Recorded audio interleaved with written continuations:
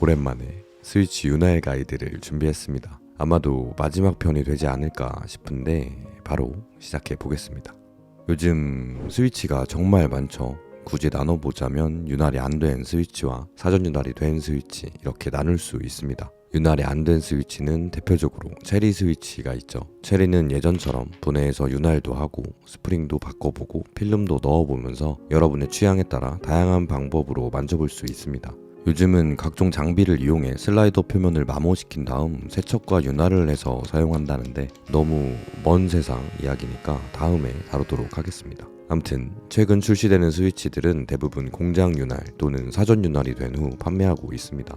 이 스위치는 폭스테일이라는 몬스타기아의 특주 스위치고요.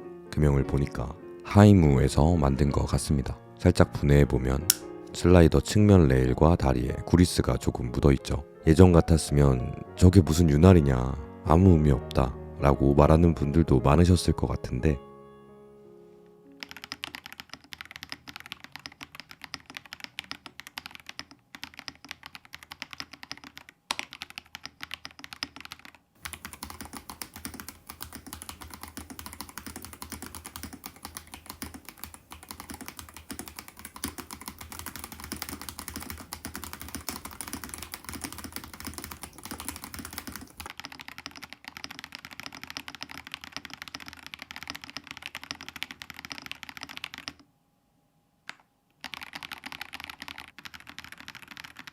생각보다 괜찮죠.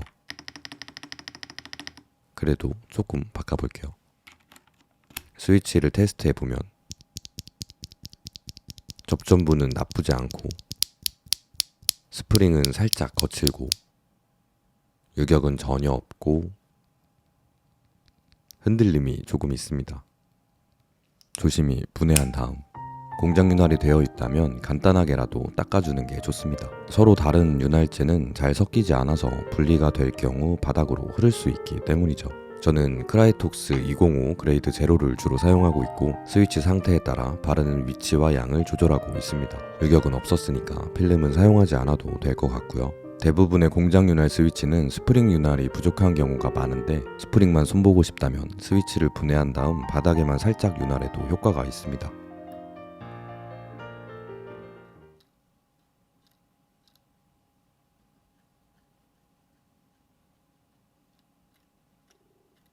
물론 가장 확실한 건 스프링에 꼼꼼히 발라주거나 봉지에 윤활제를 넣고 흔들어주.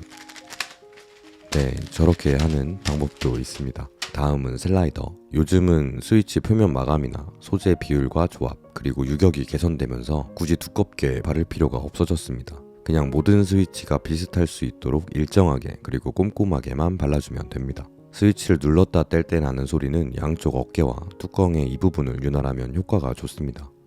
비교해보면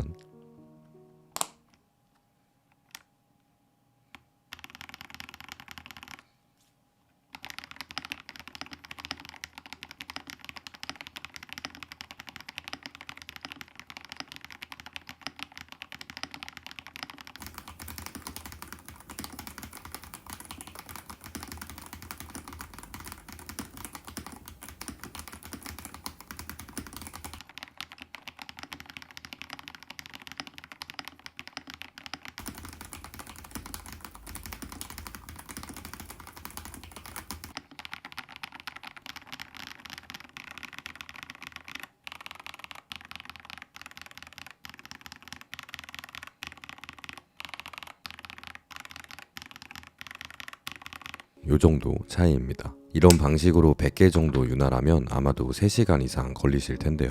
공장 윤활된 요즘 스위치들이나 멀티 스테이지 스프링이 들어간 스위치들, 특히 이런 저소음 스위치들은 다시 윤활을 한다고 해서 크게 달라지지 않을 수 있기 때문에 스위치 몇 개만 윤활해서 확인해 보시는 것도 좋은 방법입니다.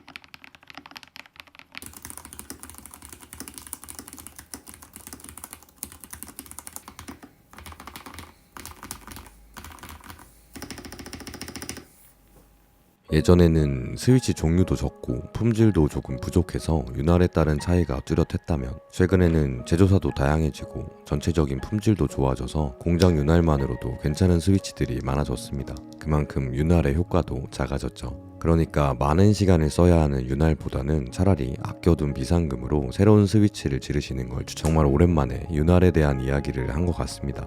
지난 몇 년간 스위치 시장이 엄청나게 커져서 이건 이렇다 저건 저렇다 딱 정리하기가 쉽지 않아졌는데 이제는 어느 정도 성향 평준화가 된 느낌이라 스위치는 편하게 사용하셔도 될 것 같고요. 사실 키보드 윤활의 꽃은 스테빌라이저라고 할 수 있죠. 제가 기다리고 있는 마지막 스테빌라이저까지 도착하면 자세하게 살펴보도록 하겠습니다. 오늘도 시청해주셔서 감사드리고 다들 건강하시기 바라겠습니다.